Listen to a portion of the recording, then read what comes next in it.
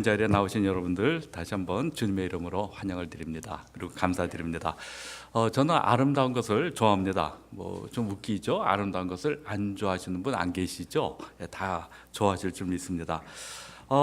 그 아름다운 그 어떤 그 정의에 대해서 좀 막연하긴 하지만 하여튼 아름다움을 싫어하는 그런 사람은 없을 것입니다.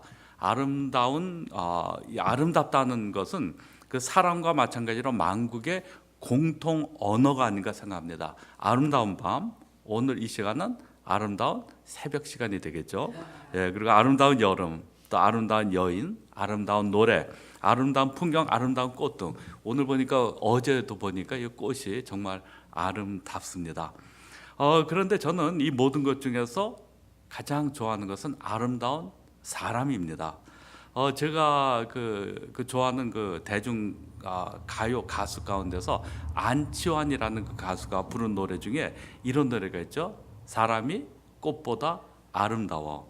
후렴을 보면 이런 얘기가 나옵니다. 누가 뭐래도 사람이 꽃보다 아름다워라는 그런 가사가 나옵니다. 여러분들 이 노래 가사를 아마 워낙 유명한 노래라서 아실 텐데 이 노래를 가사를 생각하시면서 정말 사람이 꽃보다 아름답다는 생각을 여러분들 하시는지요? 여러분 혹시 이 노래를 아시는 분들이 뭐 전 노래를 알긴 아는데 뭐 부를 수는 없습니다. 근데 가끔 이제 뭐 그 열린 음악회 뭐 이런 데서 누가 가수가 나와서 노래 부르면 따라하거든요. 예. 그런데 여러분 혹시 이 노래를 부르시면서 아시는 분들은 정말 사람이 꽃보다 아름답다라고 확신하면서 이 노래를 부르시는지요? 저는 지금은 사람이 꽃보다 아름답다는 이 가사에 동의하지는 않습니다. 왜 그러냐면요, 제가 저 자신을 너무나 잘 알기 때문입니다. 제가 얼마나 추악한 사람인지 제가 알려드리기를 원치는 않습니다.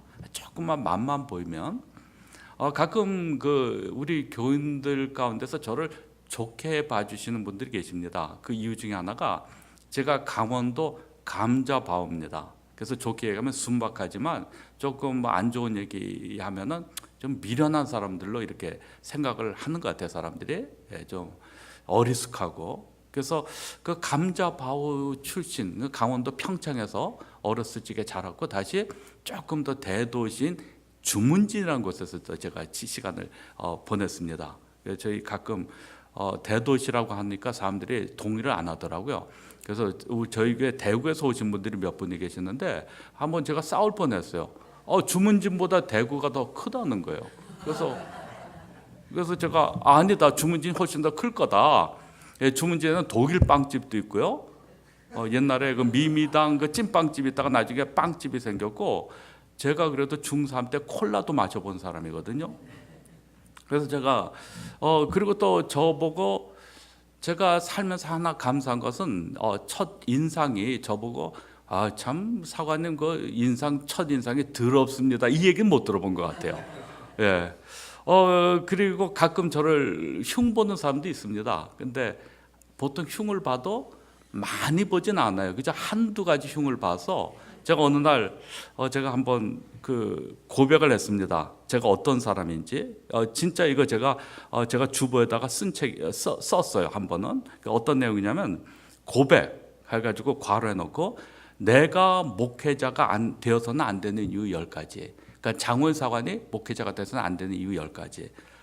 제가 진짜 이런 사람입니다. 첫째, 자신감과 배짱이 없다.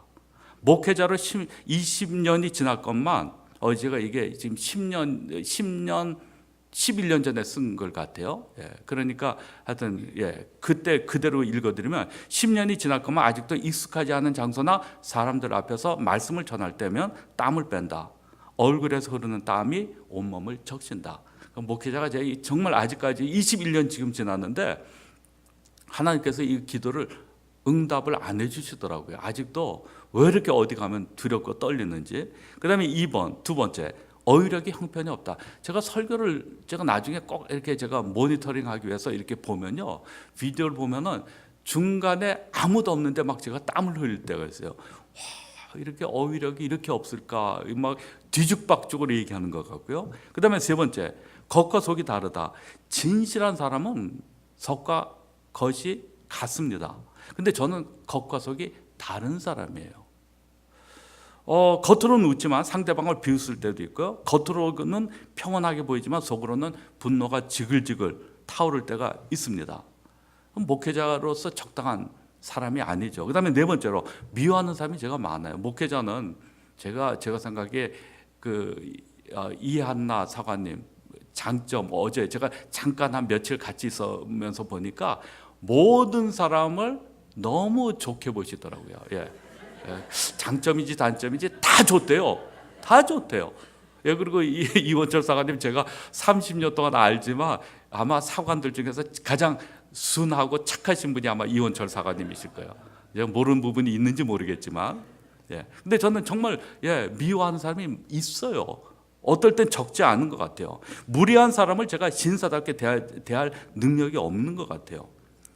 그리고 다섯 번째로 저의 모습을 객관적으로 바라볼 능력이 부족해서 늘 제가 업앤다운이 심합니다. 어떨 때는 제가 잘난 척하다가 또 어떨 때는요 제가 지극히 작아지는 저의 모습을 보고요. 그 다음에 제가 여섯 번째로 게으릅니다. 목회자는 정말 부지런해야 되는데도 불구하고 제가 일반 목회자에 비해서 기도 항상 너무 적게 하는 것 같고요.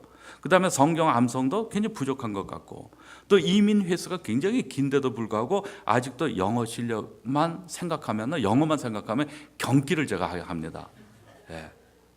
그 다음에 일곱 번째, 새벽의 사람이 아니에요. 제가 오늘 저를 불러주신 거 이거 큰 실수 중에 하나인데, 아침에 제가 새벽 아직도 저는 토요일이 제일 좋습니다. 왜? 저들 월요일부터 금요일 날까지 새벽 기도가 있는데 토요일은 새벽 기도가 없어요. 그래서 제가 얼마나 좋은지 몰라요. 이건 말도 안 되는 얘기죠, 목회자가.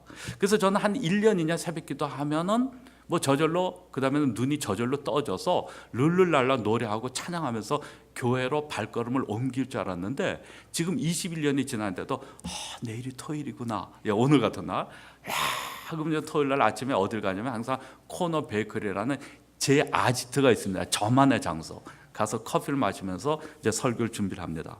그리고 여덟 번째, 치명적인 거거든요. 돈을 좋아합니다. 제가 이거 정말 큰일이거든요. 큰일입니다. 그러니까 돈을 워낙 좋아해서 그런지 하나님께서 저를 꼼짝달싹 못하게 구세군으로 부르신 것 같아요. 그래서 뭐 가끔 돈에 대해서 깨끗한 척, 돈에 대해서 초월한 척 떠들지만 실상은 돈을 좋아하는 속물이라는 거죠. 제가. 그 다음에 아홉 번째로 제가 카리스마가 없어요. 제가 카리스마가 정말 있었으면 좋겠는데 이거 뭐 타고난 거니까 안 됩니다. 그 다음에 열 번째로 제가 굉장히 폐쇄적입니다. 여기 전에 계시던 그 사관님, 제가 이렇게 가끔 늘 이렇게 그 페이스북을 통해서 보면은 교회 여기 부흥회도 자주 하시더라고요. 그래서 이런저런 다르신 본인과도 좀 다른 분들을 많이 모시고 이렇게 부흥회도 하고 또 가서 배우시기도 하시고 굉장히 이렇게 좀 뭔가 그러신 분인데, 저는 사실은 제 고집이 너무 센 것 같아요. 그래서 별로 그 배우려고 하는 그런 모습은 별로 치명적인 것 같아요.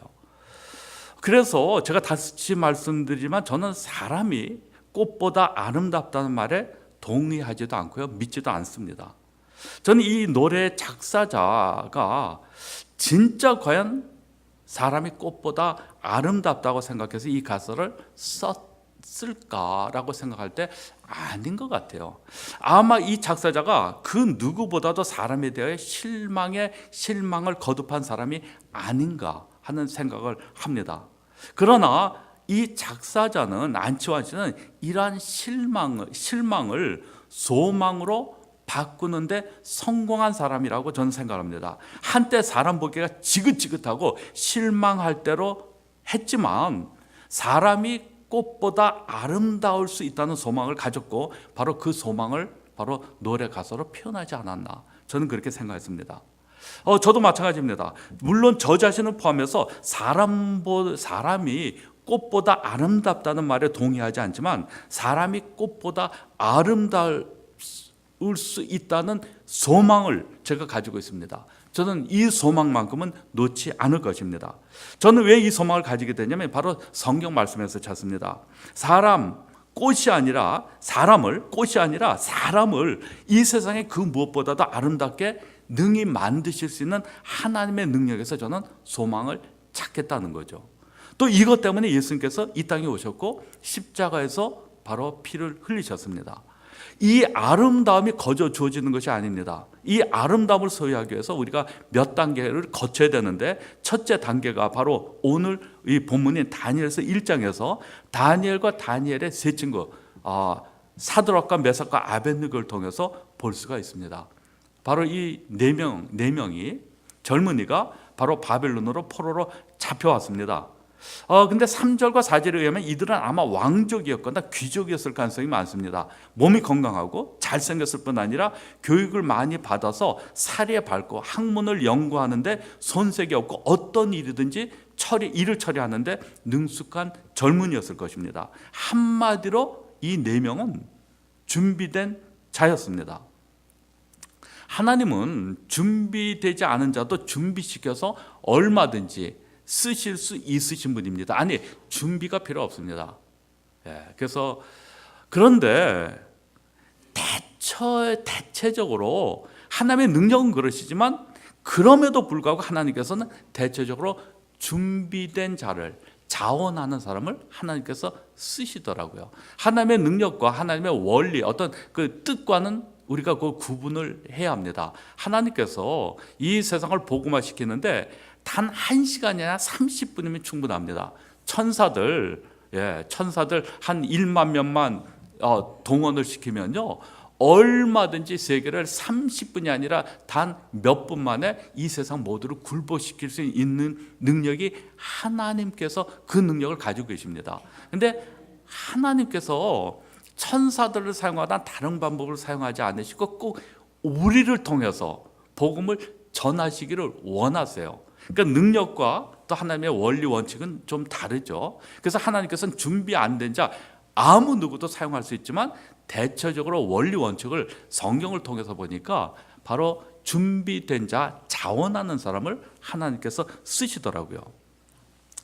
하나님께 특별히 오늘 이 준비된 사람이라는 것은 가방끈이 긴 사람을 의미하는 것이 아니라 회개함을 통해서 자신을 깨끗하게 준비된 자를 하나님께서 쓰시기를 원하십니다. 그리고 하나님의 일을 위해서 자신을 몸과 시간과 물질을 드리기를 원하는, 자원하는 사람을 바로 저는 준비된 사람이라고 부르고 싶습니다. 근데 4절 후반절을 보면요, 그들 곧 다니엘과 세 친구에게 갈대아 사람의 학문과 방언을 가르치게 했다고 기록되어 있습니다. 그러니까 갈대아 지방의 갈대아 사람의 학문과 방언은 그 당시 세계 최고의 학문이고 언어였습니다. 오늘날 미국의 최첨단 과학과 문화 그리고 영문학이나 마찬가지가 아닌가 생각을 하는데요, 바로 우리에게도 이런 세상 지식과 학문이 필요합니다. 이게 순서가 잘못되는 게 문제죠. 우리에게 반드시 세상을 아는 지식 위에, 하나님을 아는 지식 위에 세상의 지식과 학문이 필요하다는 겁니다. 이 순위가 바뀔 경우에 세상의 지식과 학문이 우리를 파멸로 몰고 가게 될 수도 있지만, 하나님의 말씀 위에, 신앙 위에, 믿음 위에 그러니까 세상의 학문은 우리에게 반드시 필요하다는 겁니다. 자, 그런데 5절과 6절 오늘 말씀 보면 이들에게 위기가 닥쳐오는 것을 알 수가 있습니다. 그 위기가 뭐였냐면요, 왕이 지정한 그 진미와 자기의 마시는 포도주에서 그들의 날마다 쓸 것을 줘서 3년을 기르게 했다. 그러니까 그 바벨론에서 데리고 온 그 젊은이들에게 그 포도주와 왕이 먹던, 왕을 위해서 준비한 그런 음식을 그들로 하여금 먹게 했다는 겁니다. 그러니까 이것이 아마 우상과 관계된 것이 아닌가. 그 대신에 바벨론 왕이었던 느부갓네살에게 준비되었던 음식이 아니라 바로 이것이 제사하고 관계되었을 가능성이 많습니다. 물론 지금은 우리가 제사상에 올려졌던 음식 먹어도 괜찮습니다. 먹어야 합니다. 우리가 우상을 전혀 인정하지 않기 때문에 사도 바울, 신약에 와서는 사도 바울이 뭐라 하냐면 제사상에 올려놓은 거 이런 거 먹어도 된다라고 얘기합니다. 자유해야 됩니다. 왜? 우리는 우상을 인정하지 않기 때문에 제사상이라는 게 있을 수 없기 때문에 음식이면 음식입니다. 그래서 우리가 길을 가다가 한국에 지리산 가다 보면은 가끔 그 뭐 무당들이 제사하고 남긴 사과, 빵, 뭐 그런 떡들이 있습니다. 상하지 않습니까? 가다 배고프면 먹으면 돼요. 우리는 상관이 없죠. 그러나 이때는 좀 달랐던 것 같아요. 분명히 우상과 관계된 음식이었기 때문에 다니엘과 세 친구가 이것을 먹기를 두려워했다는 거죠. 다니엘과 세 친구는 세상 속에 있지만 그들과 섞이지 않았습니다. 세상 속에 살았지만 구별된 삶을 살았고, 바로 구별된 삶에 대하여 도전을 받았을 때 그들은 바로 타협하지 않았습니다. 여러분, 사도 바울이 초대교회에 보낸 편지에서 우리 크리스찬들을 뭐라고 불렀냐면 계속해서 성도라는 단어를 썼습니다. 세인트라는 단어를 썼죠. 그래서 이 성도라는 뜻이 뭡니까? 구별된 자입니다. 세상으로부터 구별된 자라는 뜻입니다. 그래서 우리는 주일을 성일로 구별하기도 하고요. 또 우리의 물질 가운데 10분의 1을 11조로 구분하기도 하고, 우리의 삶의 모습을 세상 사람들로부터 구별해야 합니다. 그런데 사람들은 얘기하죠. 구별된 삶을 살면 어떻게 그렇게 살 수가 있느냐? 그럼 가능하지 않다라고 얘기합니다. 그래서 제가 가능하다, 왜 안 되냐라고 얘기하면요, 심지어는 이런 얘기까지 합니다. 어떻게 사관님이 세상을 아냐라고 외칩니다. 또 얘기하죠. 정직하면 살 수가 없다고. 하나님 말씀 다 지켜가면서 어떻게 우리가 뭘 할 수 있냐라고 얘기를 합니다. 그렇게 부르짖습니다. 불가능하게 보일 수 있습니다. 저도 이해합니다. 그러나 우리가 불가능한 일은 아니라는 겁니다. 우리는 그저 편하고 적당하게 살고 편하게 살려고 하기 때문에 이것이 불가능한 일이 되어버린 거지 불가능한 일이 아니라는 겁니다. 제가 제 자랑은 또 하나 제가 하겠습니다. 제 평생 지금 만 57세 이제 됐는데 57세 동안 7년 동안 제가 욕 한 번도 안 한 거 아세요? 제가 지금까지 제가 극도로 화가 왕창 났을 때 지금까지 제가 사용했던 그 욕이 뭐냐면 A씨입니다. A씨. A씨. 제가 그다음에 예화를 들기 위해서 이놈 저놈이란 단어를 써봤지. 제가 개 뭐도 써본 적이 없어요. 제 평생에. 아마 이 사관님도 마찬가지일 것 같아요. 욕 못 하시죠? 저는 욕을 못 합니다. 우리 크리스찬들이 너무 안일하게 살고 있다는 거죠. 너무 작은 일부터 우리가 자꾸 타협하면서 살아요. 제가 시카고에서 그 쿡카운티 병원 아시죠? 그 쿡카운티 병원에서 한 번은 신방을 마치고 돌아오기 위해서 엘리베이터를 타기 위해서 이렇게 기다리고 있는데 마침 눈에 바로 엘리베이터 밑쪽 창문으로 그 정문 앞에, 병원 정문 앞에 잔디밭이 제가 눈에 들어오더라고요. 근데 잔디밭이 모든 코너가 다 이렇게 잔디가 죽어 있고 이렇게 기역자로 이렇게 오도록 되어 있는데 길이 있는데 바로 사람들이 꼭 기역자로 오는 거 잠깐 한 10초 정도 시간을 아끼려고 중간에 그냥 통과하는데 그것이 한두 사람이 그걸 다니다 보니까 나중에 거기가 완전히 길이 났더라고요.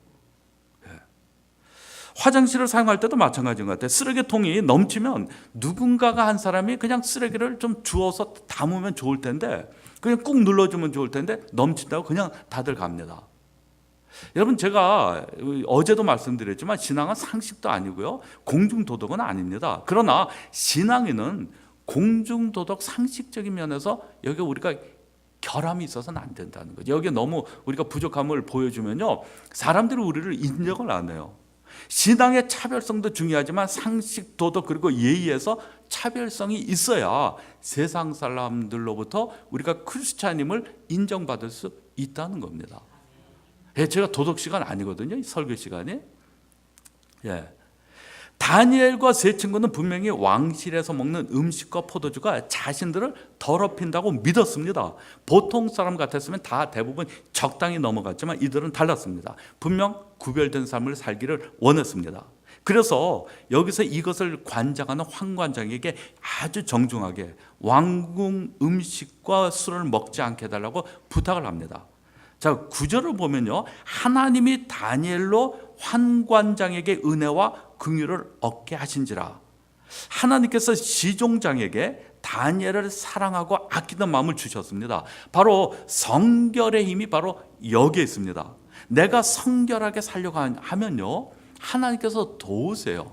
그러니까 내가 그냥 적당히 살려고 하면은 하나님의 도우심을 못 느끼는데, 내가 이 거친 세상에서, 더러운 세상에서, 세속적인 세상에서 그래도 성결하게 뭔가 구별되게 살려고 노력하면 하나님께서 도우십니다. 우리에게 도우시는 영이 있잖아요. 성령이 계시잖아요. 매일 도우심을 요구하면 우리의 힘으로는 안 되지만 얼마든지 성결한 삶을 우리가 살아갈 수 있다는 겁니다. 그래서 환관장에게 정중하게 좀 우리가 이 왕궁 음식과 술을 먹지 않게 해달라고 부탁을 하자, 바로 이것을 환관장이 이 마음을 이해를 합니다. 이해하고, 하지만 그래도 왕의 명령인데 만약에 너희들이 이것 때문에 뭔가 얼굴이 수척하면 어떡하냐, 내가 이 모든 책임을 내가 뒤집었을 텐데 내가 어떡하냐. 이때 바로 다니엘이 이렇게 얘기하죠. 그러면은 우리에게 열흘 동안만 시간을 주십시오. 열흘 동안만 시간을 주셔서 우리가 그냥 왕궁 음식을 먹지 않고 그냥 우리가 채식만 하겠습니다. 그리고 열흘 동안에 한번 우리를 테스트를 한번 해보고 시험을 해본 다음에 우리가 다른 젊은이들하고 비교했을 때 우리의 얼굴을 한번 보시고 나서 우리의 얼굴이 그들보다 더 낫다라고 생각을 하면은 우리에게 앞으로 계속해서 3년 동안 우리가 채식을 하도록, 우리가 이 우상과 관계된 음식을 먹지 않도록 그렇게 해주실 수 있겠습니까? 라고 얘기합니다. 그래서 이 감독관이, 바로 이게 환관장이 이 얘기를 듣고 바로 열흘 동안 채식을만을 하도록 허락을 했습니다. 이때 그 이후에 열흘 후에 바로 이 다니엘과 그 세 친구는 다른 그 왕실 음식, 기름진 음식을 먹었던 다른 젊은이들보다 더 얼굴에 윤기가 흘렀습니다. 더 건강하게 보인 거죠. 그래서 바로 이것을 바로 계속해서 바로 환관장이 허락을 했습니다. 바로 이것이 하나님의 역사라는 거죠. 그래서 그때부터 그들을 맡아 보살피던 감독관은 다니엘과 세 친구에게 왕실 음식 대신에 채식만을 하도록 허락을 했습니다. 그 이후의 스토리를 여러분들 아시잖아요. 그래도 제가 다시 말씀드리면 이렇게 성결된 구별된 사람으로 살아가기를 원하시는 다니엘과 세 친구에게 하나님께서 남다른 지혜와 지식을 주셨습니다. 그들은 모든 학문 분야를 습득해 나가는 과정에서 특출한 재주를 보여서 각 분야에서 아주 두각을 나타냈습니다. 특별히 다니엘은 꿈을 해석하는 그런 능력도 지니게 되었다는 겁니다. 자, 그리고 3년이 지난 후 느부갓네살 왕은 이 네 젊은이가 바벨론의 그 어떤 점쟁이나 마술사보다 또 10배 이상 지혜로운 것을 확인하고 바로 그들에게 나라의 중요한 일을 맡기게 되었습니다. 자, 제가 간단하게 말씀을 요약하면 이런 겁니다. 우리가 하나님의 뜻대로 살아가기 위하여 결단하고 노력할 때 하나님께서 우리로 하여금 긍휼을 얻게 하십니다.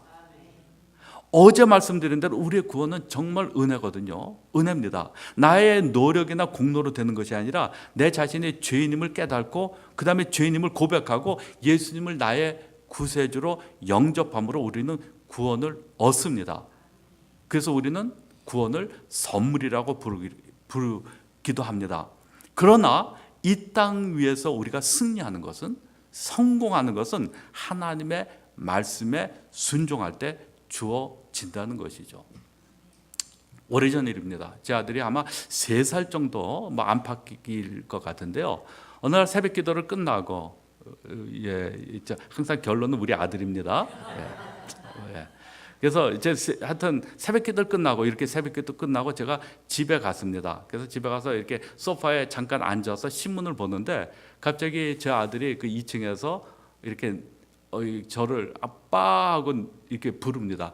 그래 벌써 깼어? 그래 내려와. 그랬더니 이 녀석이 계단을 내려와서 저한테 제 품에 안깁니다. 그래서 제가 품에 딱 안기면서, 안길 때 그 창문 너머로 햇빛이 쫙 들어오더라고요. 그래서 그 햇빛이 누구를 비추냐면 저의 아들의 얼굴을 비췄습니다. 그래서 얼굴을 이렇게 봤더니 제가 왜 아들 바보잖아요. 뭐 딸 없으니까 할 수 없죠. 예. 근데 그 아들의 얼굴을 쫙 햇빛이 비치는데 보니까 눈에는 초롱초롱한 눈동자 대신에 눈곱이 가득 꼈고요. 또 코를 봤더니 제가 아빠를 닮은 것을 그때 다시 한번 느꼈습니다. 코에 그냥 지저분한 게 가득 꼈고요. 그 다음에 입술에는 침을 얼마나 흘렸는지 침 자국이 여기서부터 여기까지 목까지 쫙 흐르고 정말 더럽더라고요. 전 냄새가 그날은 안 나고 좀 퀴퀴한 냄새도 나고요. 너무너무 더럽고 이렇게 지저분한 아이가 분명히 객관적으로 봤을 때 정말 지저분하고 더러웠습니다. 근데 제가 제 입에서 뭐라고 어떤 얘기가 나왔는지 아세요? 사랑스러운 내 아들, I love you 한국. 분명히 객관적으로 봤을 때 분명히 더럽거든요. 더러운데도 불구하고 제 입에서 사랑한다 아들아 라는 그런 표현이, 그런 고백이 나왔습니다. 말씀드린 대로 저 사실 10가지만 제가 10가지만 부족한 사람일까요? 목회자가 되면 안 되는 이유가 10가지만 있을까요? 아니에요. 제가 어떤 사람이 저를 흉보잖아요. 흉보면은 답답해요. 아니 제가 흉볼 게 한두 가지가 아닌데 뭐 한 100가지가 넘는데 한두 가지 가지고 흉을 보니까 하나님께 감사하기도 하지만 하나님 그러면서도 답답해요. 내가 흉볼 게 저거 한두 개가 아닌데 하나님께 전 감사해요 정말. 예. 근데 하나님께서 형편없는 저를 향해서 늘 들려주시는 말씀이 저보고 야 호윤아, 내가 얼마나 너를 사랑한 줄 아느냐. 근데 저희 아들이 지금 어떠냐면 지금 23살입니다. 어느 날 아침에 일어나서 아빠 하면서 저한테 달려드는데 아직도 눈곱이 가득 끼고 코에는 그냥 그 코모가 가득 끼고 입 그냥 침이 그냥 질질질 흘리면서 저한테 달려들면 제가 뭐라 그럴 것 같아요? 빨리 정신 차려, 빨리 가서 세수 안 해, 이러겠죠. 하나님께서 우리를 근본적으로 사랑하시지만 하나님께서는 우리가 성결한 삶을 살기를 원하십니다. 키가 자라고 세월이 흐르면서 우리가 좀 더 깨끗해지기를 원하고, 왜? 세상에 나가서 빛과 소금의 역할을 감당해야 되니까. 그 다음에 조금씩 우리가 성장하면서 이제는 우리 사관님도 그렇고 저 공통점이 머리에 탁 이 젤을 발라가지고 깨끗하게 했잖아요. 아침에 바쁨에도 불구하고. 제가 하나님 저 이런 사람입니다. 저 더러운 거 아시잖아요 하고 더러운 모습으로 다니면 안 되잖아요. 하나님께서는 성결한 사람이 되기를 원합니다. 우리가. 저는 다니엘과 세 친구의 꿈을 꿉니다. 제가 다니엘이면 좋겠지만 다니엘의 세 친구 중 하나가 되는 것도 저는 영광일 것 같아요. 이것이 아니라면 이런 믿음의 사람을 곁에 둔 목회자이고 싶습니다. 또 우리들의 자녀들이 이런 믿음의 사람이 되게 해달라고 저는 늘 기도하고 있습니다. 어제도 말씀드린 것처럼 바로 이 땅에서 그리고 우리의 자손들, 우리 후손들이 바로 다니엘과 세 친구가 되어서 바벨론에서 하나님의 영광을 나타내고 정말 하나님께 영광을 높이 하나님의 이름을 높이 칭송을 받도록 했던 것처럼 바로 우리들의 삶이, 또 여러분들의 삶이, 또 우리의 자녀의 삶이 바로 이런 삶이 되었으면 좋겠습니다. 이들은 얼굴만 아름답고 살이 더욱 윤택하여 왕의 진미를 먹는 모든 소년보다 나아 본 것이 아니라 심령도 아름다웠다는 거죠. 저는 다시 한번 이런 꿈을 꾸며 다시 한번 찬송가가 아닌 대중가요 노랫가락을 저는 읊어봅니다. 누가 뭐래도 사람이 꽃보다 아름다워. 여러분 오늘 아침 이 시간에 제가 뵐 때 분명 제가 느끼는 것은 여러분들이 바로 꽃보다 분명 아름다운 복된 인생인 줄 믿으시기를 바랍니다. 하나님 아버지, 오늘 저희들 오늘 다니엘과 세 친구의 모습을 보면서 다시 한번 비록 우리의 몰골이 흉악하고